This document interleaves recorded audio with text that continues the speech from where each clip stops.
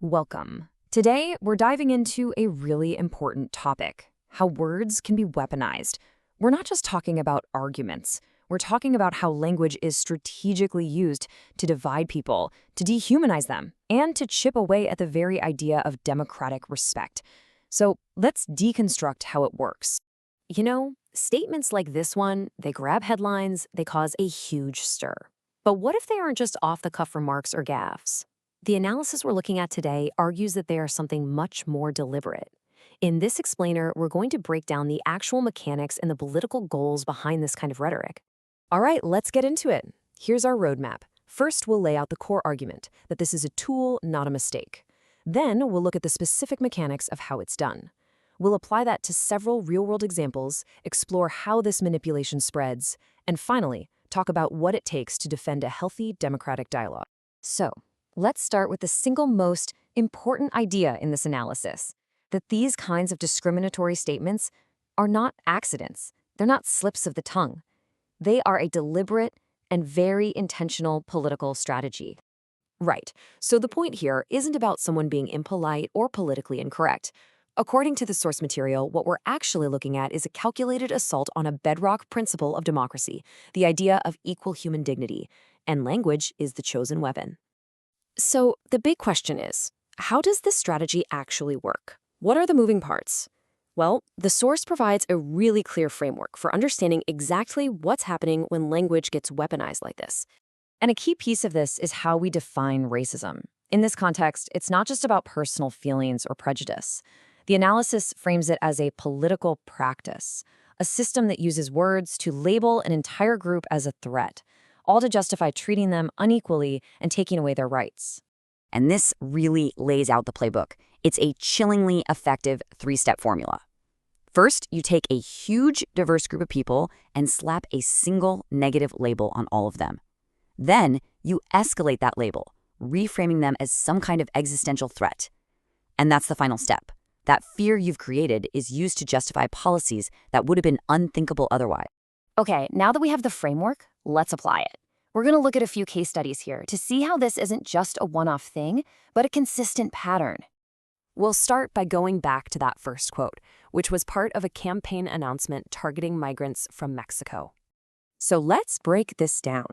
On one side, you have the mechanism, assigning collective guilt.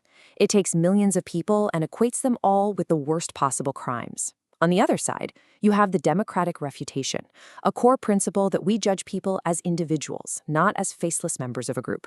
Now, this next example, this was aimed at 4 American congresswomen, all non-white, and all citizens of the United States. The source identifies this as a classic textbook formula of exclusion. The message isn't just, I disagree with you. The message is, you don't belong here. It's an attempt to revoke someone's legitimacy as a citizen simply because they're critical of the government.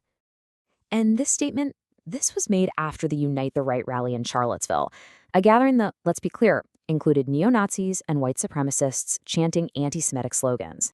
The danger here, as the analysis points out, is something called moral relativization.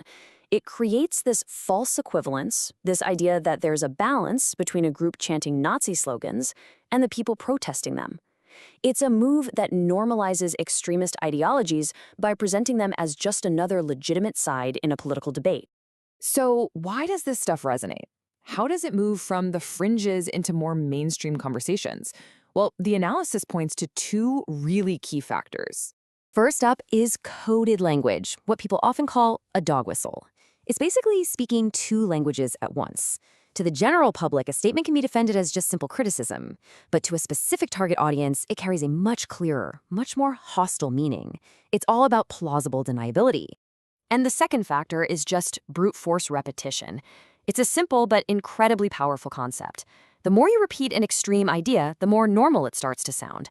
It shifts the goalposts of what's considered sayable in public, bringing once fringe ideas into the center of the conversation.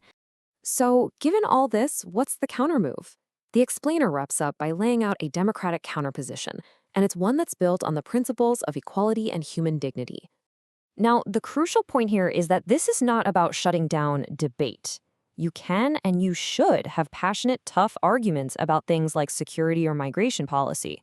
But the democratic line in the sand is that you have to do it without stripping people of their humanity.